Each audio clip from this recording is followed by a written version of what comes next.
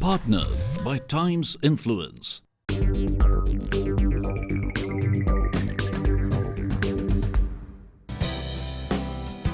An interactive roundtable discussion held in Delhi NCR amidst business leaders and auditing professionals.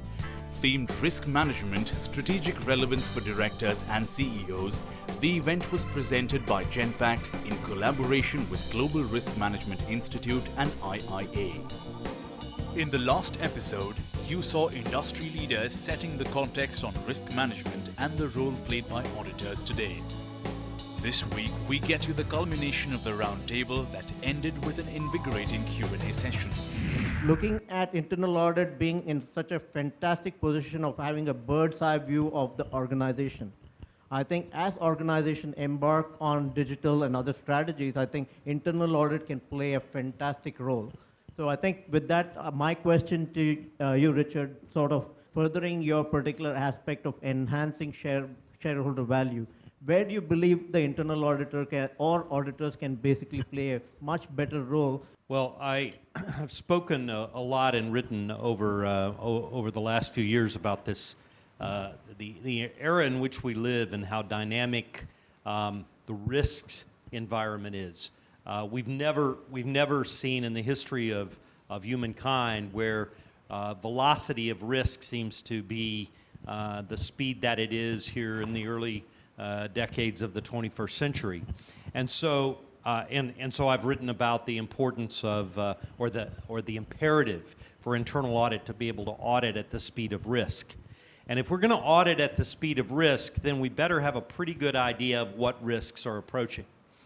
So I think we have to do a better job of helping our organizations. And so one place I think we can add a lot of value is to help our organizations, the organizations we serve, identify emerging risks far enough out to be able to respond to them. Much like, and the analogy I use a lot is our friends in the weather forecasting business. You know, we listen to them. It's not when they're telling us what happened in the weather yesterday, and it's generally not when they're telling us what the weather is outside right now. We can observe those things ourselves. When our ears perk up, when meteorologists speak, it's when they're forecasting what's coming tomorrow and the next day and the next day. So I think internal auditors have to have that same sort of perspective. We should help the organization to become more adept at identifying emerging risks, 3 years, 5 years out, so that management can be attuned to it. Hopefully they're already aware of it, but hopefully we can be of additional value by pointing out what risks there are out there and what they could mean for organizations. Then it's a very effective way for us to be better prepared to address those risks when they come. Hi, my name is Shatrugna Samadar, and this question is to Sanjay, yourself. As a board member and a CEO, if you were to kind of hire a current chief audit executives, what are the characteristics, skill sets that you would look for? I don't expect to have a stereotype around who I'll hire. I think it's horses for courses. Like I said, you need to be very aware of the industry that you are in and the risks that you run. And based on those risks, you take a call. But definitely with the changing environment, I think the orientation is moving a little away from just accounting skills to more general management skills. Somebody who's more of a general manager mindset, thinks big, has a big viewpoint about the organization and the future, understands more of, you would want all that. You may or may not get that person.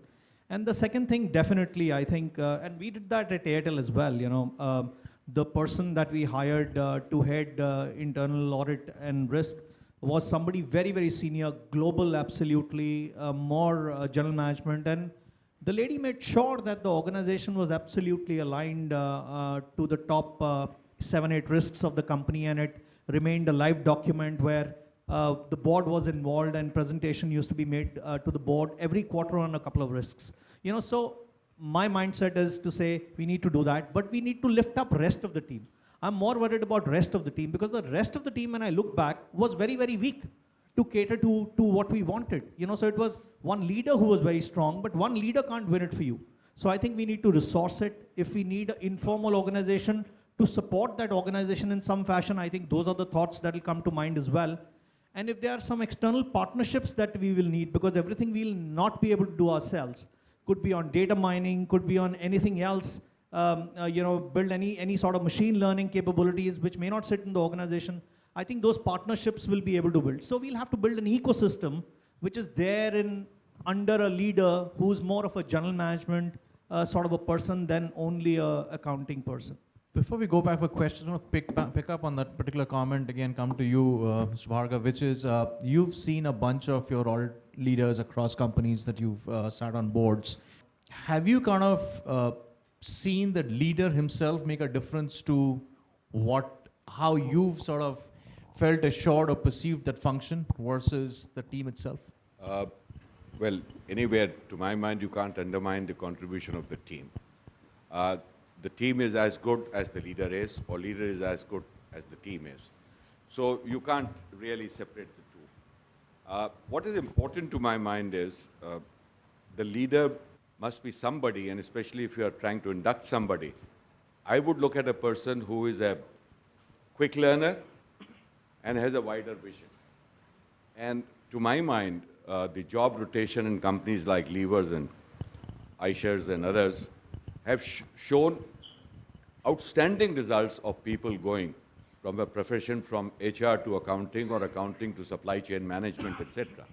So I think the audit firm, internal audit team, if you need in a larger organization, the general managerial perspective and ability to learn, rotate through functions would perhaps be an ideal scenario going forward. There is a research recently from Harvard, which again and again comes to my mind, which says 1 in 3 companies are at the risk of falling down in the next 5 years, right? And there, one of the key reasons of those companies falling really emerges as 87% of the reasons for those falls are strategic in nature.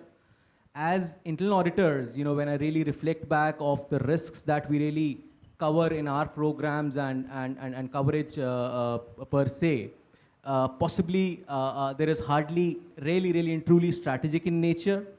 So my question to you and a reflection which I would request from the panelists here is that whether in your experience you find the internal auditors really come up with real strategic context in whatever they present as their outcomes? It is indeed, on a more serious note, a very complex function. So if you really look at how Facebook as a listed entity, I won't even use the word controversy. How? Because data privacy, debated data privacy more from an intellectual stimulation point of view, but how data privacy debate which extends across political organizations could have an impact, because I think that's the sole aspect that has impacted the valuation of Facebook. I don't even know whether an external internal auditor could have picked up that issue. I think it's more the management.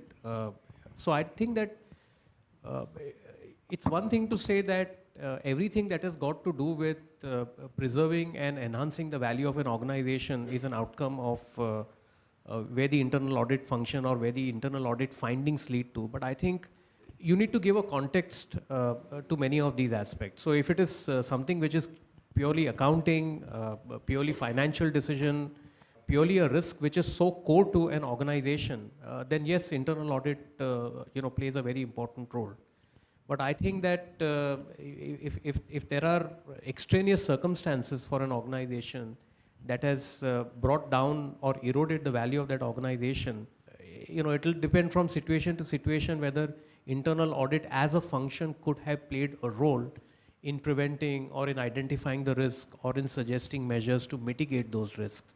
So I don't think there is anything which is, a solution to all the problems. You have to look at various circumstances. I certainly feel that, understanding the business of the organization is very critical. So if there is an internal audit function, even if it is an outsourced internal audit function for a banking and financial services company, a thorough understanding of that industry is very critical. Just give a little academic input on this. The way we have been looking at disruptions, They are not really episodic now. They're a part of our daily life. And for the few organizations where I have observed, the regulatory changes have been an important dimension of the business disruptions. And the way we are, from whatever literature again I have read, they say for the next 3 years, the regulatory changes in terms of compliances would also play an important role in terms of business disruptions. So probably, the role of internal audit in this context, if you look at, has to move from typically a compliance kind of a role to being a little more agile and adaptive, whatever that implies in this context.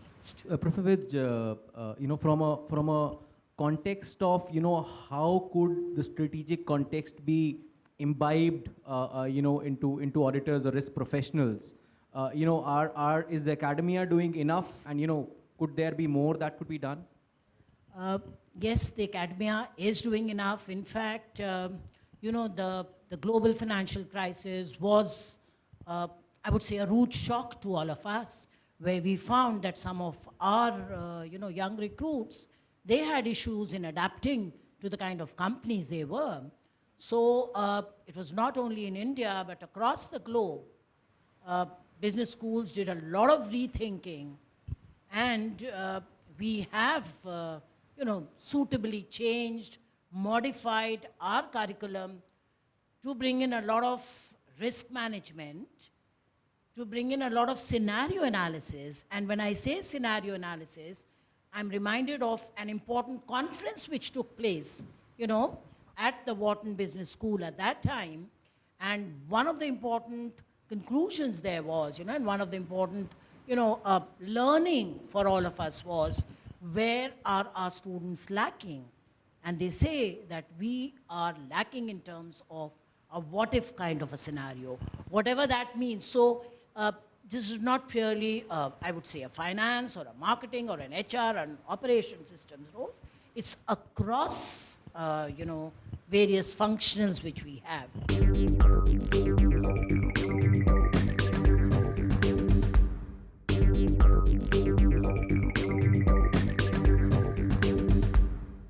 Are you seeing internal audit globally or internal auditors globally doing anything differently to get themselves pulled more into strategic decision making? Yeah, I think I'm answering your question to say, and this is not a hypothetical answer, it's a real practice that we did.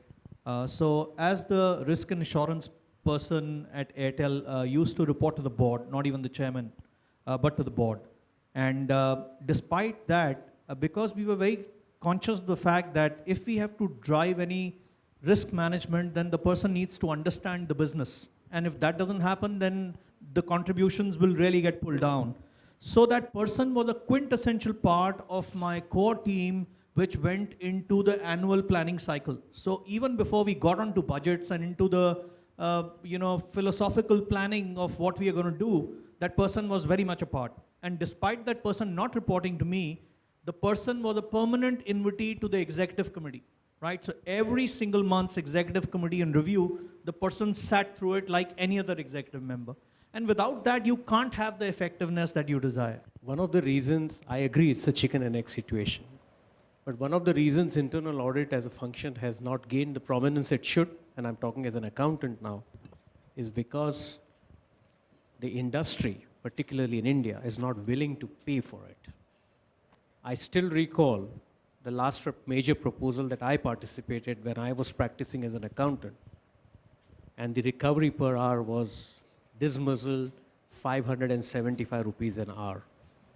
And the board told us, it's not about recovery per hour. It's an honor that you're working with us. It's a large company. I think that attitude, until and unless it changes, you're not going to give the prominence to the internal audit as a function, point number one. Point number two, internal audit as a function in terms of building competencies has traveled a long, long way. I mean, gone are the days when internal audit as a function was performed just by accountants. it's true that the accountant may eventually sign off, but he's got experts who have the ability to analyze various angles of risk, whether it's political risk, economic risk, risk arising out of the IT function, risk arising out of the marketing function, so on and so forth. The question is, and this is more in defense of internal audit, that, and I made the point earlier that how many of us have really looked into the mirror and said an effective internal audit function could have prevented a fraud from happening? That's one part of the argument. The other part of the argument is how much can you hold audit as a function responsible if there is a fraud, whether it is internal audit or statutory audit. I come from a firm that got indicted and the firm ceased to exist. And a year after the indictment in the United States, the Supreme Court declared that that indictment was invalid, but the firm ceased to exist by then. It went wrong because of the audit. At that point in time, the market analyzed it and said that the business concept and the business model failed miserably. So was there a blue-blooded consulting firm that was hauled up for that? The analysis also revealed that the firm was over-leveraged. Was the investment banker picked up for that? Were the analysts who were backing this stock of this company, did they picked up for that? So I think that audit as a function also is a risky function, and invariably people find a scapegoat in auditors. One of my recommendations to the government at the time of NFRA was, please don't make a scapegoat out of auditors because you will kill this profession otherwise. I heard a couple of panel members talking about the role of internal auditors being larger than the external internal auditors, and also the fact that it's quintessential for all auditors to have a better understanding of the business cycles, industry trends and practices to be able to contribute to the strategic decision-making process. So, sir, do you see that there is a skill set gap today in terms of a structured education which can probably help these professionals to be able to better understand the business cycles, better understand the risks and regulatory changes which are impacting those industries, and hence maybe drive better operational excellency, be that change catalyst, and drive the thought leadership which management and CXOs are today looking for from risk professionals? Well, in my view, internal auditor are very well placed to look at internal risk, operational risk, and related sort of elements. Whereas when it comes to external risk, I would find that people with access or reach much farther, much wider, would be able to identify those in a much more structured manner. And for that, the audit firms have their risk verticals. They can do a very good job in terms of external risk coming in. Internal audit, to expect them to also simultaneously look at outside world also is possible, provided the person or the team is positioned there in the organization. Organizations have strategic planning departments.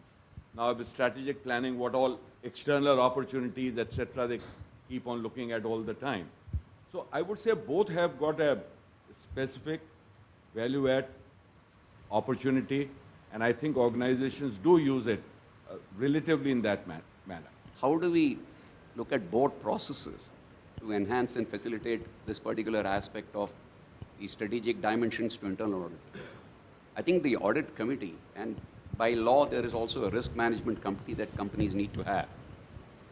The composition of the audit committee, the composition of the risk management committee, assuming they are not the same, they need not necessarily be the same.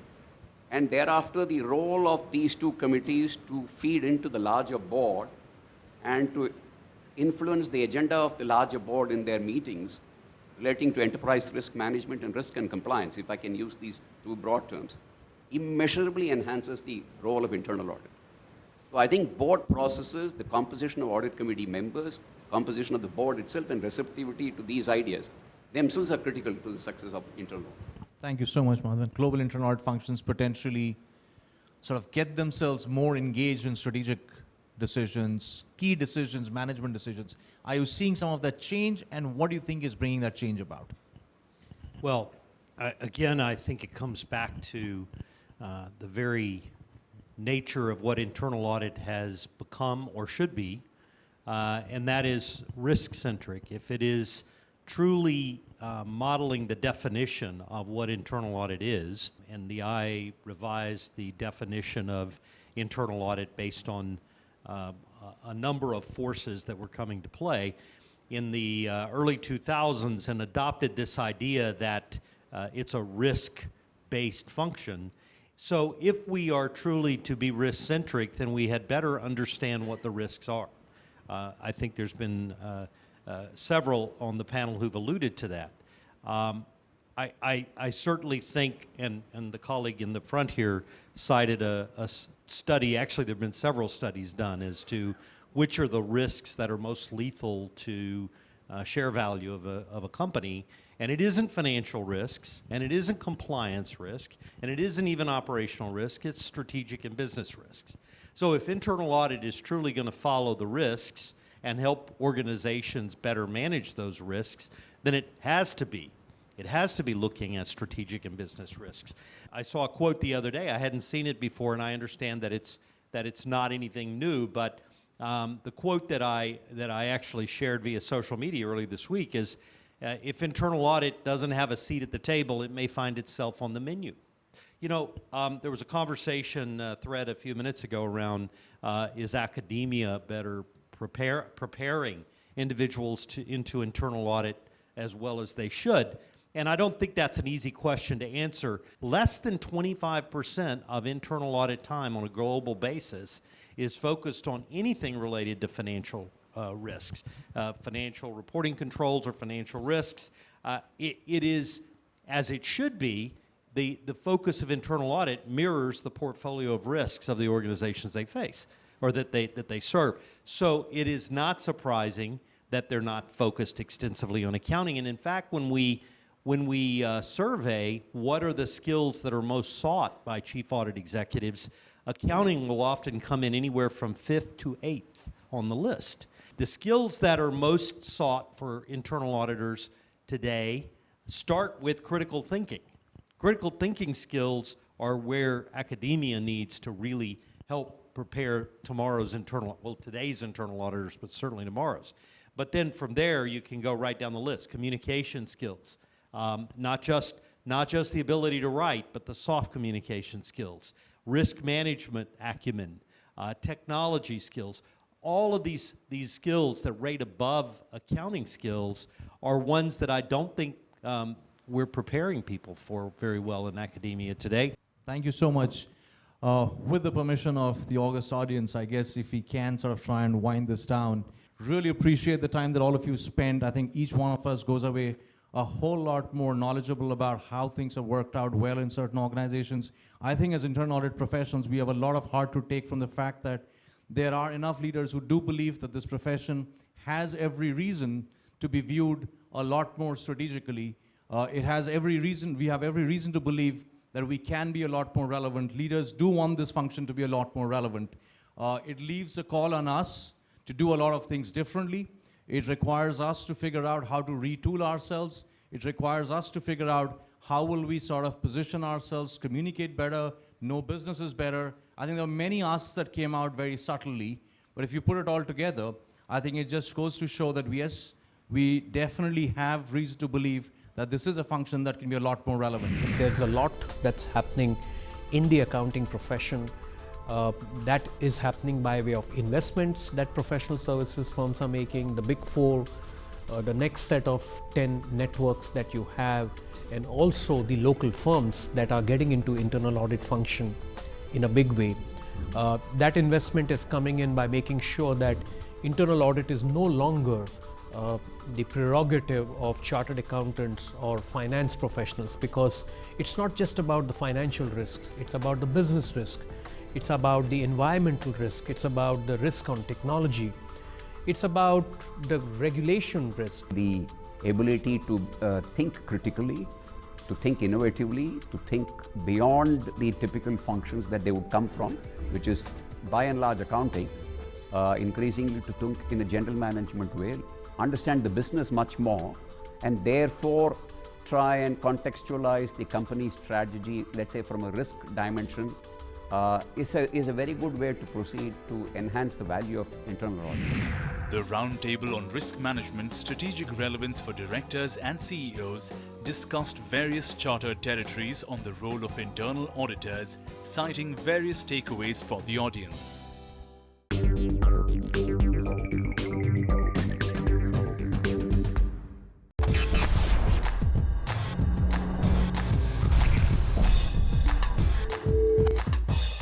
Partnered by Times Influence.